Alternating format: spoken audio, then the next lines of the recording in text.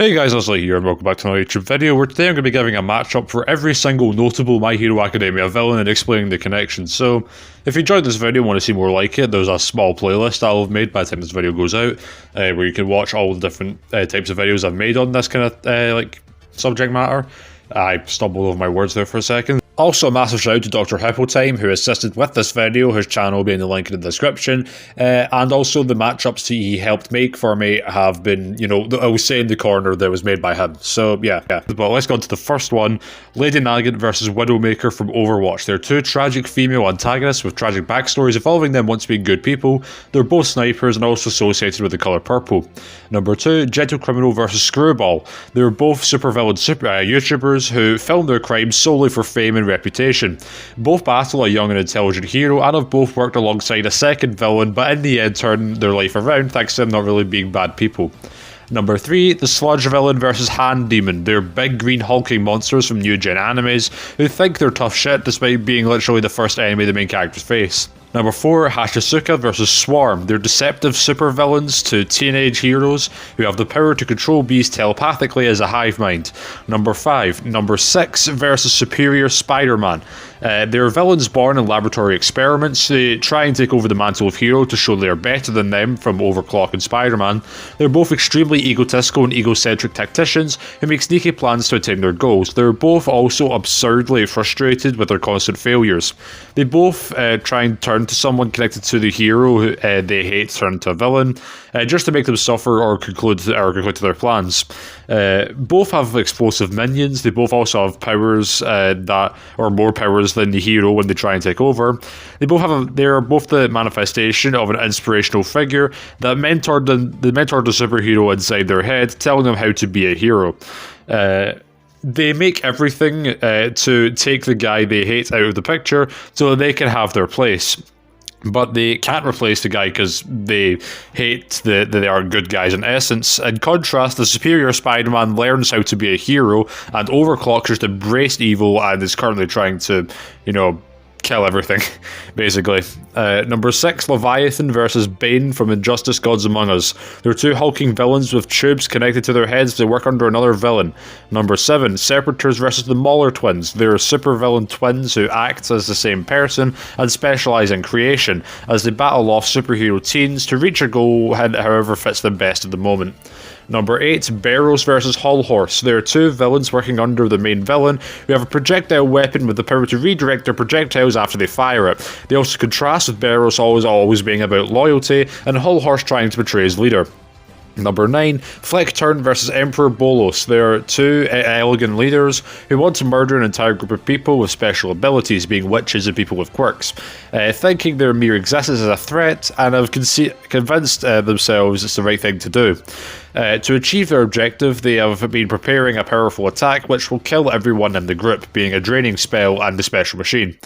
Number 10, Mummy vs Sid Barrett. It's a battle of a hero versus villain where they're both themed around the undead, being zombies and mummies. They utilise blades and abilities revolving around items, being wavelength weaponry and Mummy's quirk of clothing, and they both have similarities between Soul Eater and My Hero Academia. Number 11, Slice vs Reina Soho. They are two female villains who have sharp hair used to kill people. Number 12, Chimera vs Death. To be honest, I just think this fight would go really hard. I didn't really have anything else for Chimera, I'm not gonna lie. Number 13, Nine versus Lucy. There are two villains who were experimented on in labs who killed the ones who could find them. They are so strong, but whenever they exert themselves too much, they begin to break down, and they're generally quite vibes. Number 14, Wolfram versus Magneto. There are two villains for part of a villainous group who have the ability to manipulate metal and with a genetic anomaly, being a mutant and having a quirk. They also both have a storyline revolving around them having drugs, which enhances/creates their abilities within people. I also use the Fox X-Men version of Magneto just so it's actually debatable. Number 15, Curious versus Genthru. They're two villains who are overly cautious of how they fight and plan ahead, and will research into them before so that they have their best chance of winning against them. They also both have the ability to turn whatever they touch into bombs as well. Number 16, Getten versus Gyatso. They're anime characters with ice powers who are batshit crazy, and they're also villains. Number 17, Rika Katsumi versus the Blob from Marvel. They're big, unstoppable forces with the power of absorption who work for a leader of an evil organization who see their work as just opposing the good force of the hero organization, which includes a school of people born with extraordinary powers.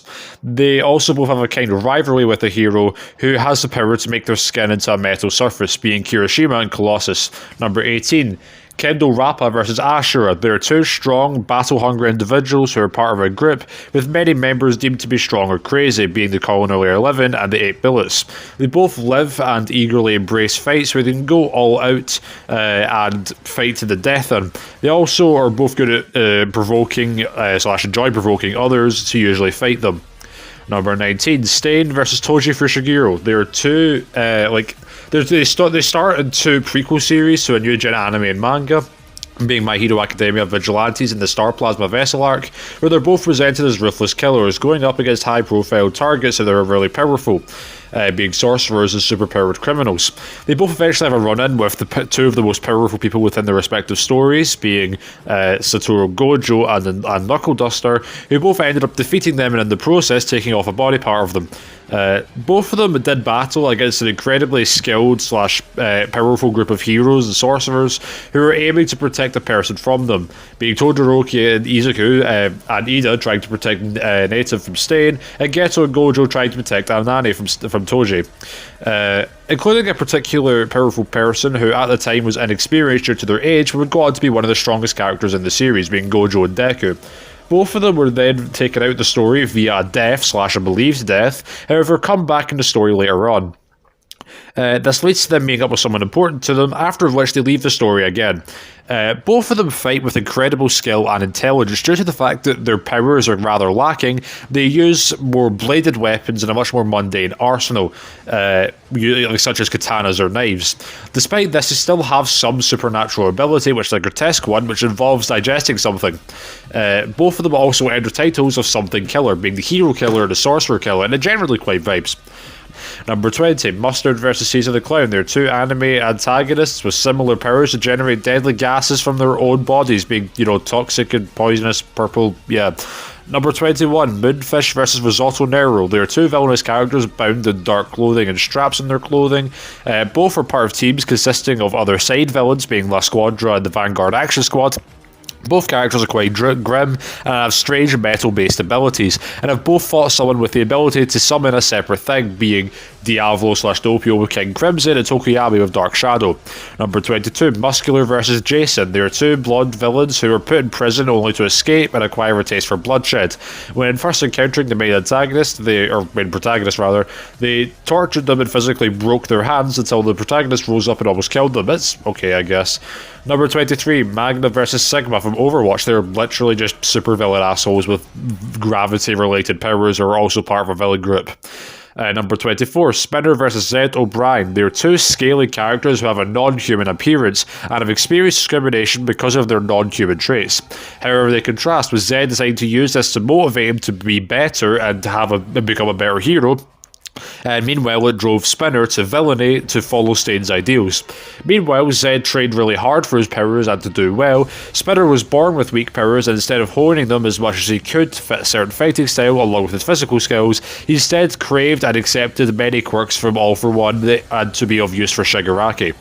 While both of them are fiercely loyal to a master, Zed at least has the ability to fight independent from his master's wishes and isn't overly reliant on him like a crutch. Meanwhile, Spinner is completely reliant on following and admiring Shigaraki. Both of their biological abilities kind of suck. They both have their own detriments, and they're both amassed a small following of people who sympathised or related to them. But while Zed got through it by genuinely being a good person, Spinner got through it by just being rampaging and, having a different guy spout out bullshit. Number 25, Mr. Compress versus Illuso. They're two anime villains, a part of an evil organisation with the power to seal others away in different places. Number 26, Twice versus Mr. Negative. They're two villains who are black and white with split personalities. Number 27, Himiko Toga versus Neopolitician. I think that's how it's pronounced. There are two sadistic antagonists who are two recurring enemies towards Academy students. Both of them are part of an evil organisation which have a close relationship to other antagonists who tragically died, being Twice and Roman Torchwick. They also both wield blades in their arsenal of weapons, and both have the ability which allows them to disguise themselves in some way. Number 28, Dabi versus Azula. There are two villains who are the older siblings of Zuko and Todoroki who share a bunch of connections, but unlike their brothers, use blue flames instead of red flames. Their rivalry with their brother also eventually climaxes in a fight to the end between them. Number 29, Kurogiri versus Obito Uchiha. They're two male characters from animes who are part of a trio of heroes who were when they were kids, however were assumed to have died. They both later were reborn as villains with powers revolving around portals and end up fighting their old friends again. Number 30, Hood versus Doomsday. They're unstoppable, scientifically made monstrosities who, while not intelligent, show a clear longing to destroy the number one hero around, sharing similar abilities and actively improving since their former counterparts, becoming what some consider to be the peak of their kind and what they can become. Number 31, the USJ Nomu versus Abomination. They're hulking beasts genetically engineered from humans to compete with a bulky superhero. Number 32, Gigantomachia versus the Founding Titan. They're two giant monsters from anime who will bring an end to the world that we know it, requiring literally everyone to fight it at once in order to take it down. Number 33, Kudai Garaki versus Dr. Eggman. They are two villainous scientists who look kind of similar. Number 34, re-destro versus Senator Armstrong. They are two influential figures who have a strong public image and taste for confusing hair. They both secretly run a plot to destroy society and bring it back up into a land where people are free and not restricted by the government. Their main ability, being a quirk and nanomachines, gradually turn their body black in response to their condition as they become increasingly strong and tough. Despite them losing to an edgy anime or rival, none of them really truly lost either, being able to merge with them or at least, come up, or rather, join them in some way. Number 35, Overhaul versus Diavolo. They're two mafia bosses with mysterious backgrounds/identities, which involves them killing their adoptive fathers before becoming mafia bosses. Both of them have daughters which they use for their own selfish reasons. Both also make drugs, or in Overhaul's case, they're special drugs, which affects the world and is one of the main reasons why their organisation is hunted down. Both of their said daughters are stolen from them after a main idealistic teenage protagonist finds them and are discovered about them using and decided to protect them from them, despite not knowing a lot about them or who they were protecting. They both also have super overpowered abilities, which works via their versus unique power system, being stands and quirks, which helps them impale an important protective character to the protagonists, being Bruno and Night Eye. Both of them, even through their technical deaths, they come back later. Both are possessed a form of being, which is practically a fusion of them between one of them and their goons, being Diavolo being a dual personality of Doppio, and Overhaul literally fusing with his goons. And they would also get their fusion stopped by an unexpected ability, being Silver Chariot Requiem and Ares' ability. Both of them, of their overpowered abilities, were also used to countered by another OP ability, which has something to do with rewinding stuff, being Golden Experience Requiem and Ares' quirk Rewind. Both also ended up with fates worse than death to reflect the pieces of shit humans they once were. And finally, despite their similarly merciless nature against others and even their own goons, they do represent opposite ideals as roles as villains, as Diavolo represents reality, monarchy and oppression, and also in some way fate, while Overhaul represents change for the better, and basically what Diavolo tries to prevent in order to protect his throne. They're also both dubbed by Kellen Goff in the English dub, so that's a pretty cool connection there as well. Number 36, Shigaraki versus Kabuto. They're orphans with messed up childhoods who killed their family members before being taken in by manipulative sociopaths who brainwashed them into being tools and to remember very little of their past, being Orochimaru and All for One. These manipulative villains would also create groups of similarly brainwashed kids, being the Sound Four in the League of Villains, and would entrust their students as act as semi-leaders and right-hand men to their masters. Eventually, these groups would take on another rogue brother from a predominant family with a proficiency in fire, who agreed to join the group in order to take revenge upon a family member, these two being Sasuke and Toya. These villains The villains who took them in would later battle an old enemy of theirs, being Heroes and an All Might, who they share a long history with, a fight which would leave them in an extremely delicate and fragile condition. Later on, these masterminds would later be defeated again and locked away, but not before their powers are given to their apprentices, which fuses with their very bodies and gives them new appearances consisting of a pale skin, grey hair, and made them incredibly hard to kill due to their hyperspeed regeneration. After gaining their powers, they started to gain an inferiority complex and recognised themselves as way above their predecessors in every way, only wanted to get more power as a result.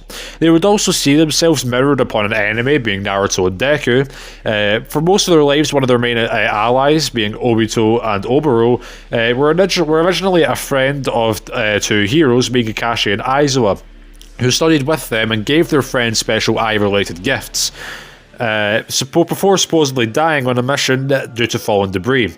They would both eventually return as mysterious masked individuals, being Toby and Kurogiri, with the ability to teleport as their main gimmick, after being found and influenced by a villain mastermind who was behind the scenes, being Madara and All For One.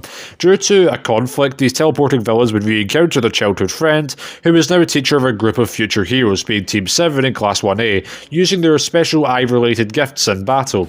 They would also eventually take over an idealistic group, being the Akatsuki and the Paranormal Liberation Front / the Meta Liberation Army, who they would both use to start a war, due to their ideologies and disdain for the world system.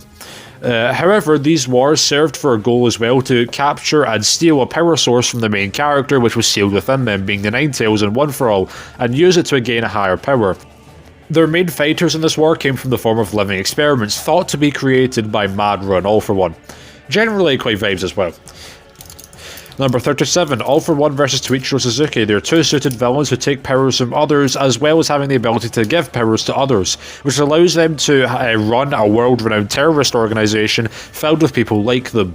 Both take on a powerful character from each of their verse, who both have a power related to percentages, and have them contrast with All For One having a non-biological son who really likes him, and Toichiro having a biological son who really hates him. I also plan to come back to this video as well and make this for real. And yeah, if you enjoyed this video, make sure to like, subscribe, master shout out to Dr. Hippolytime, and I'll see you all next time.